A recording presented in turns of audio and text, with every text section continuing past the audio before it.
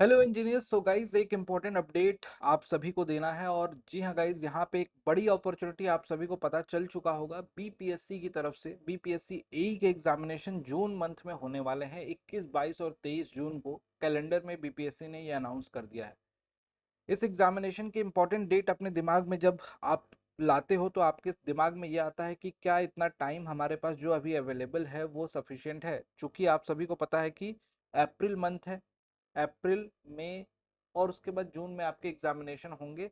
जून में इस एग्जामिनेशन को देने के लिए कितनी ज़्यादा अटेंटिवनेस होनी चाहिए, कितने ज़्यादा आप अटेंटिव होने चाहिए पढ़ाई को लेके या फिर इनफैक्ट अपने सिलेबस को लेके, ये समझने की कोशिश करना है गाइस। आज की इस वीडियो में आपको बताऊंगा कि आप में से जितने भी इंजीनियरिंग एस्पिरेंट हैं उन सभी को एटलीस्ट कौन कौन से पोर्शन पे फोकस करना है। डेफिनेटली आपको पता होगा कि यहाँ पे कुछ पोर्शन ऐसा है कि जो क्वालिफाइंग होता है 100 नंबर का, 200 नंबर के पेपर में। और बाकी का जो 400 नंबर है जिसमें आपकी मेरिट बनती है, जिससे आपको स्कोर करना होता है, जिसमें आपका जनरल इंजीनियरिंग शामिल होता है, उसके बाद आपके टेक्निकल के सब्जेक्ट शामिल होते हैं।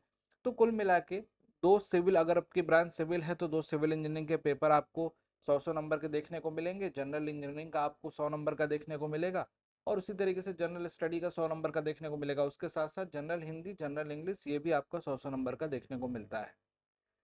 बहुत सारे बच्चे इस एग्जामिनेशन में कई बार इस सोच में कंफ्यूज हो जाते हैं कि सर जिसको एक्सपीरियंस है वहाँ पे उसके लिए जो 25 मार्क्स का क्राइटेरिया रखा गया है, 5 वर्षों के हिसाब से हर साल के लिए 5 अंक, 5 वर्षों के 25 अंक।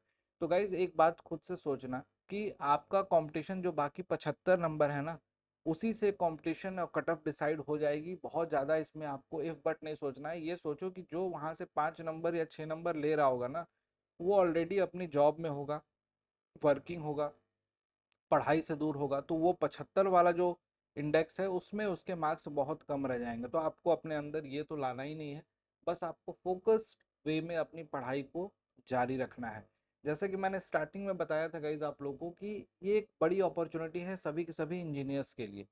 डेफिनेटली सिविल इंजीनियरिंग एस्पिरेंट होंगे, मैकेनिकल इंजीनियरिंग एस्पिरेंट होंगे, जिनको ये लगता होगा कि यहाँ पे इस पर्टिकुलर एग्जामिनेशन में 500 से भी ज़्यादा वैकेंसीज हैं। इसमें हमारे ब्रांच के लिए कितनी वैकेंसीज हैं बेसिकली, या फिर इनफैक्ट सभी स्टेट, अलग अलग स्टेट से जो बच्चे बिलोंग करते हैं वो ये भी सोचते हैं कि क्या हमारे स्टेट अलग स्टेट से हूँ, क्या मुझे यहाँ पे मौका मिल रहा है कि नहीं, यहाँ पे मैं एलिजिबल हूँ कि नहीं।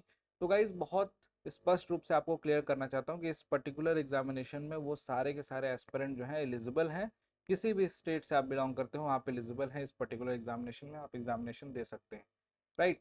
और इम्पॉर्टेंट बात कि ये जो भी सब्जेक्ट है ना, आपके जो टेक्निकल के सब्जेक्ट हैं, साथ साथ में नॉन टेक्निकल के सब्जेक्ट हैं, इन सब की एक कम्प्रिहेंसिव क्लासेस भी स्टार्ट की जा रही हैं। क्योंकि टाइम लिमिटेड है, इसमें हमें गाइडेड वे में पढ़ना है। हर चीज़ क्लास में आपको जो पढ़ाई जाएगी उसको आपको रिवाइज करना है। क्वेश्चन प्रैक्टिस के लिए आपके पास पीवाईक्यू होंगे, प्रीवियस ईयर के क्वेश्चन जो हम कुछ यूट्यूब पे भी आपको कराएंगे। उसके अलावा आप एई के क्वेश्चंस, बाकी भी क्वेश्चंस आप प्रैक्टिस करेंगे।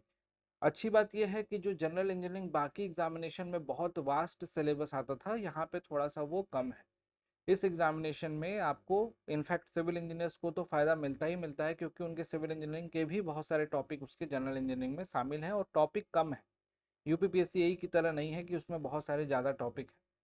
ठीक। तो कम बच्चों का लिमिटेड साइज का बैच प्रिपेयर किया जा रहा है, जिसमें आप सभी के सभी इनरोल कर सकते हो। अड्डा 24/7 एप्लीकेशन पे अवेलेबल है बैच। अगर आपको किसी भी तरीके की कोई सपोर्ट की जरूरत होगी तो आप क्या कर सकते हैं गाइज कि आप इस नंबर पे कॉल कर सकते हो, यहाँ पे दिए गए नंबर पे। नीचे भी ये नंबर आपको चल रहा है स्क्रीन पे, इस नंबर पे आप कॉल करेंगे तो आपको मदद मिल जाएगी। और आपको अगर इनरोल करना है, एडमिशन लेना है, तो आपके लिए बहुत ही इफेक्टिव नालंदा 1.2 बैच, ये बीपीएससी एई के लिए स्पेसिफिकली डिज़ाइन किया गया है। इसमें आप खुद को इनरोल कर सकते हो। इसमें कुछ क्लासेस आपको रिकॉर्डेड फॉर्मेट में भी अवेलेबल करा दी जाएंगी, ताकि आप जल्दी से जल्दी अपने सिलेबस को पहले कवर कर सको, जिस पोर्शन में प्रॉब्लम है। और बाकी आपको लाइव क्लासेस चल ही रही हैं, उनकी रिकॉर्डेड वीडियोस भी मिलेंगी, वो सारी चीज़ें, और बहुत ही अफोर्डेबल प्राइस में देख सकते हैं गाइज। ये बैच अवेलेबल है अड्डा 24/7 एप्लीकेशन पे। तो गाइज बैच की शुरुआत हो चुकी है। इस बैच में फटाफट इनरोल कर लो अगर आपको लगता है कि आपको पढ़ना है इस एग्जामिनेशन के लिए। डेफिनेटली एक बड़ा अपॉर्चुनिटी, साथ साथ में अगर आप इस एग्जामिनेशन को एटलीस्ट देते हैं तो डेफिनेटली अगर आप ए क्लियर करना चाहते हो एक एग्जामिनेशन को, तो उसके लिए ये आपका एक बेटर लीप है, अच्छा चांस है, इस एग्जामिनेशन को आपको देना चाहिए। भले ही बहुत सारे लोग सोचेंगे कि इसमें प्रिपरेशन मेरी उतनी अच्छी नहीं है, लेकिन मैं बोलूँगा आपको एक चांस जरूर देना चाहिए खुद को, इस एग्जामिनेशन को ट्राई करना चाहिए guys. I hope you like this video. और जितने भी बच्चे जो ऐसे हैं जो अभी तक शुरुआत नहीं कर पाए हैं, मैं कहता हूँ कि सेल्फ स्टडी से या पीवाईक्यू से ही शुरुआत करो, प्रीवियस ईयर के क्वेश्चंस ही लगाने स्टार्ट करो। लेकिन आप एक बार स्टार्ट कीजिए गाइस, जिससे कि आपको धीरे धीरे रियलाइज होगा कि इसमें आने वाले सब्जेक्ट जो हैं बहुत ज़्यादा टफ नहीं है, सिमिलर हैं, बाकी एग्जामिनेशन की तरह ही है, जैसे बिल्डिंग मटेरियल है, मैकेनिक्स है, और यहाँ पे आप देख सकते हो सर्वेइंग एंड मेजरमेंट है, और कुछ कुछ सॉइल मैकेनिक्स एंड फाउंडेशन है, स्ट्रक्चरल एनालिसिस है।